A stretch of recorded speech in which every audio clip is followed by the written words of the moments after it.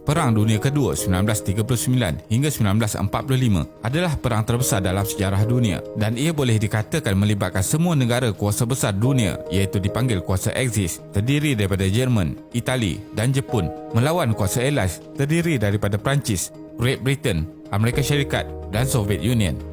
Walaupun mengalami kemusnahan yang teruk semasa perang, akan tetapi Jepun masih belum boleh mengatakan pengundurannya dalam perang tersebut. Pada 6 Ogos 1945, Presiden Amerika Syarikat Harry Truman mengarahkan bom atom Little Boy dijatuhkan di bandar ketenteraan Jepun Hiroshima. Setelah itu, Amerika Syarikat menghantar lagi satu bom yang dinamakan Fat Man ke Nagasaki pada 9 Ogos. Kedua-dua bom ini telah menyebabkan kematian lebih daripada 300,000 orang, termasuklah jumlah penduduk yang mati disebabkan kesan radiasi dialami selepas itu. Raja Jepun Hirohito kemudiannya menyerahkanlah tanpa sebarang syarat melalui radio pada 15 Ogos 1945 selepas melihat kemusnahan oleh bom yang baru dan kejam ini, maka berakhirlah Perang Dunia Kedua.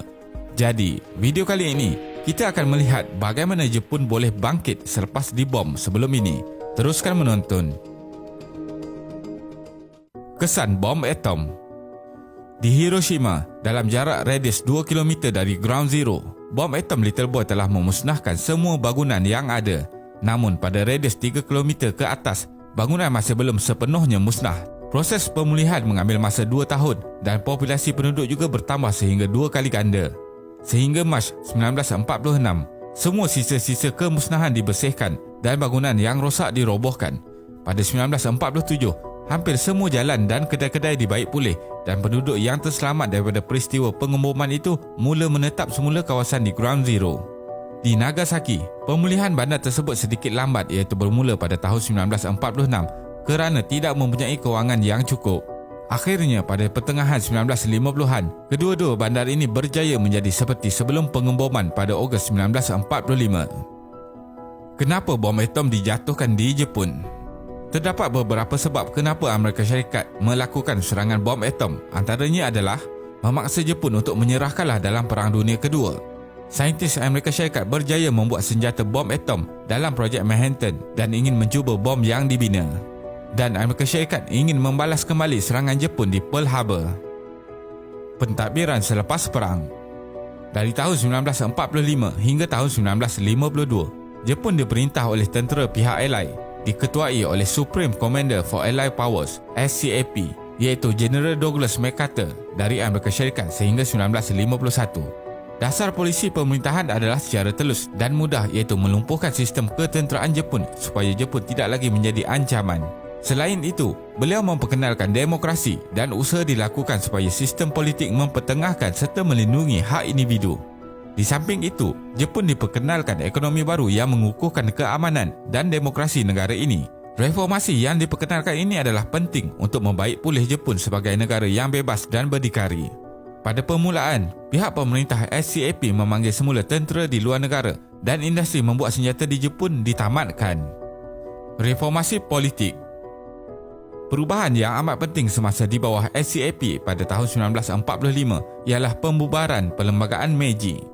Dalam Perlembagaan Meiji ini, Maharaja Jepun adalah penguasa tertinggi dan mempunyai barisan kabinet di mana Perdana Menteri dipilih. Perubahan baru menekankan kepentingan rakyat berbanding tahta Maharaja.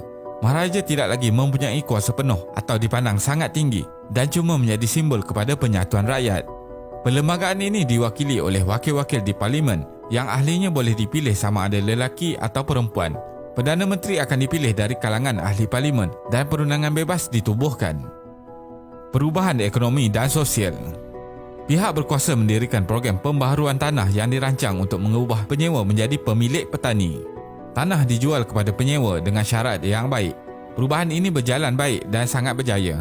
Ramai petani dapat memiliki tanah sendiri. Subsidi pertanian juga diberikan oleh kerajaan dalam memastikan harga tanaman dijual dengan tinggi. Di samping penduduk kawasan kampung dapat menikmati hasil yang memuaskan. Bidang pekerjaan juga diberi perhatian dan pengaruh pekerja semakin kuat. Dan ini penting untuk menggerakkan lagi demokrasi. Kementerian Buruh diperkenalkan pada tahun 1947. Undang-Undang Penyatuan Pekerja digubal dengan mengambil contoh model perundangan dari Amerika Syarikat dan Persatuan Buruh digalakkan untuk bergerak aktif. Reformasi pendidikan. Pihak berkuasa percaya bahawa demokrasi dan kesamaan patut diserapkan melalui pendidikan iaitu melakukan perubahan dalam sistem pendidikan di Jepun. Undang-Undang Pendidikan diluluskan pada tahun 1947 yang memberi kesan pembelajaran akademik, memanjangkan tempoh pendidikan wajib dari 6 tahun kepada 9 tahun dan membolehkan murid lelaki dan perempuan dalam kelas yang sama untuk belajar. Pendidikan Jepun sebelum ini mementingkan penghafalan dan murid disuruh untuk mengikut sahaja apa yang diajar. Oleh itu, apa yang diperlukan oleh rakyat Jepun ialah kurikulum yang merangsang inisiatif individu. Era pembangunan yang cepat. Pada tahun 1952 hingga 1973, Jepun terus mengalami perkembangan ekonomi yang pesat di samping perubahan sosial. Pada tahun 1952, Jepun telah berjaya menghebatkan sektor industri sebagaimana sebelum perang.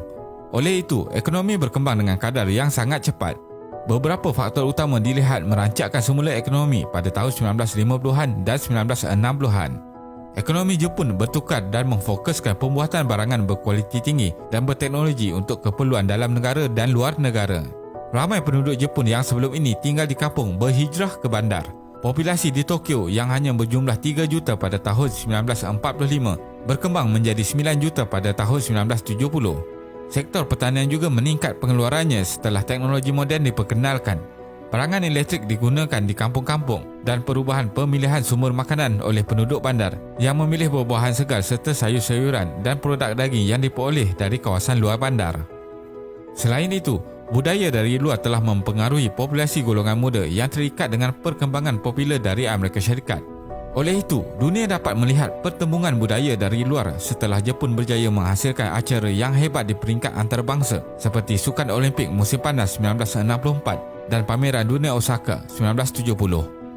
Ekonomi Jepun berkembang dan ianya tidak disekat oleh masalah perkembangan populasi dan sektor industri juga meningkat dengan stabil membolehkan semua penduduk mendapat pekerjaan sehingga terdapat kekurangan pekerja. Walaupun populasinya meningkat secara stabil, Jepun masih antara negara yang mempunyai penduduk terpadat di dunia.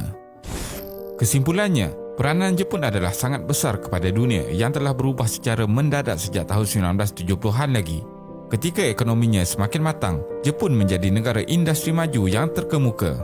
Perubahan makroekonomi pada tahun 1980-an, kejayaan teknologi, pasaran buruh yang lebih luas dan peningkatan mata wang semuanya membantu mengubah Jepun menjadi negara pemiutang yang penting. Walaupun tragedi bom atom yang telah dialaminya tidak boleh dipadam, tetapi rakyatnya terus komited dan berusaha dalam mengubah negara ini menjadi lebih baik.